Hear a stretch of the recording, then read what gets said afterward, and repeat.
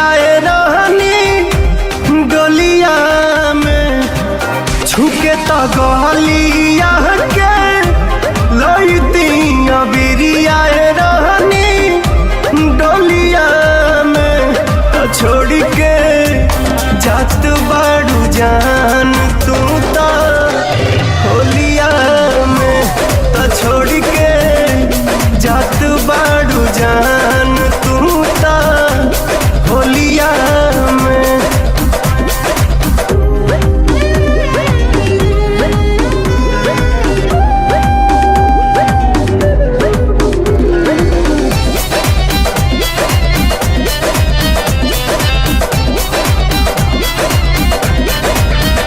जाते जाते घूंघटा में मुस्कुरा दे तू तनिया सरा हमरा के तू धरा दे तू।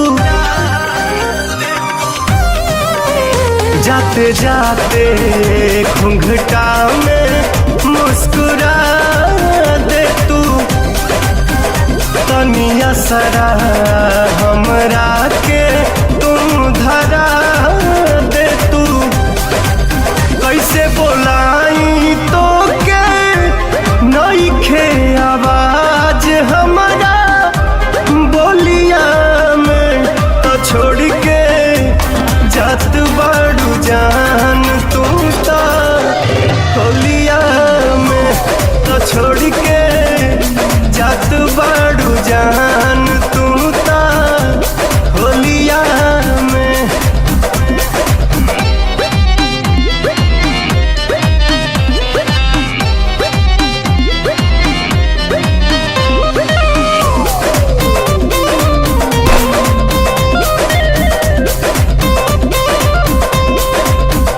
कोयलर भी फागुन में अब गाई ना बिन तोहरा रंगवा भी कुछ भाई ना।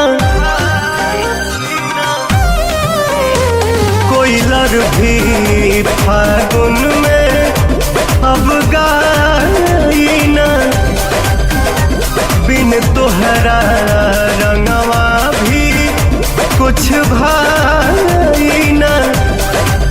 खोके सुगानिया के लागी ना पवन मन डोलिया में तो छोड़ के जात बाड़ू जान तू तो होलिया में तो छोड़ के जात बाड़ू जान।